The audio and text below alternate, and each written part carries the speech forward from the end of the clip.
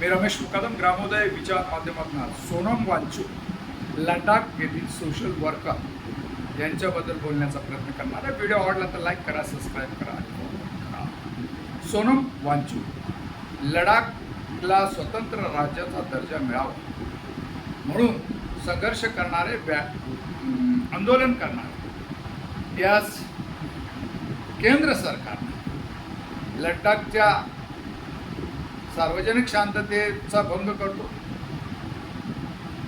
वांचूक याच्या आंदोलनामुळं हिंसक आंदोलन भडकतं आणि म्हणून त्यांना 170 दिवसापूर्वी रासुकाखाली राष्ट्रीय सुरक्षा कायद्याखाली त्यांना अटक केली होती.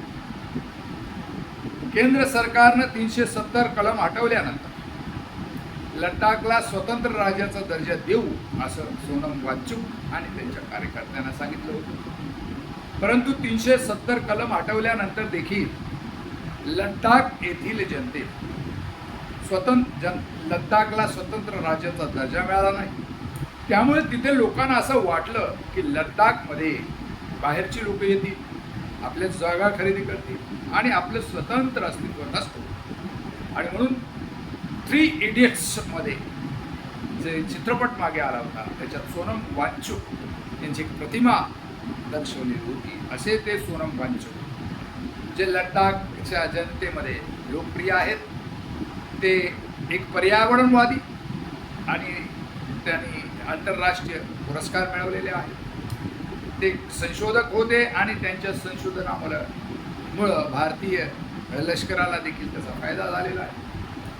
असे सोनम वांचूक यांच्या पत्नीनं हेबी कॉर्पस तात्काळ हजर करा म्हणून सुप्रीम कोर्टात अर्ज दाखल केला होता आणि त्याची सुनवाई 10 मार्च रोजी झाली आणि त्यावर 17 मार्च रोजी निर्णय होणार होता. सुप्रीम कोर्ट त्यांच्या जामिनीच्या बद्दल निर्णय करणार होते. त्याआधीच केंद्र सरकारनं त्यांच्यावरचा राष्ट्रीय सुरक्षा कायदा हटवलेला आहे आणि त्यामुळं 170 दिवसामध्ये का होईना सोनम वांचूक सारखा कार्यकर्ता सुटणार. केंद्र सरकारच्या या दडपशाहीच्या विरोधात तेथील अनेक कार्यकर्ते आंदोलन करत होते आणि त्यांना सोनम वांचूक यांना आता न्याय मिळेल असं एक चित्र आहे. परंतु भारत देशामध्ये जे काही काम चाललेलं आहे कार्यकर्त्यांना दडपण्याचं, विरोधी पक्षाच्या सरकार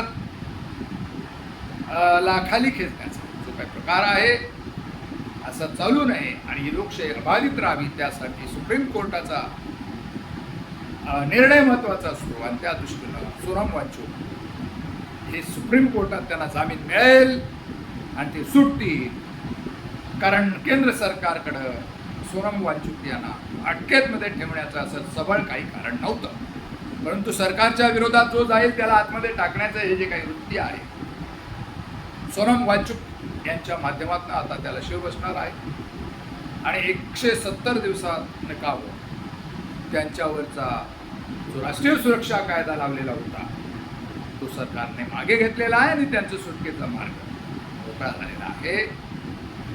उशिरा का होईना सोनम वांचूक सुटतायत, उशिरा का होईना सरकारला त्याची जाग आलेली आहे, उशिरा का होईना सुप्रीम कोर्टाने भारताची लोकशाही अबाधित ठेवण्यासाठी निर्णय घेतलेला आहे. या संदर्भामध्ये आम्ही सोनम वांचूक, त्यांची पत्नी, सोनम वांचूकसाठी प्रयत्न करणारे सर्व जे कार्यकर्ते, सरकार यांना धन्यवाद देतो.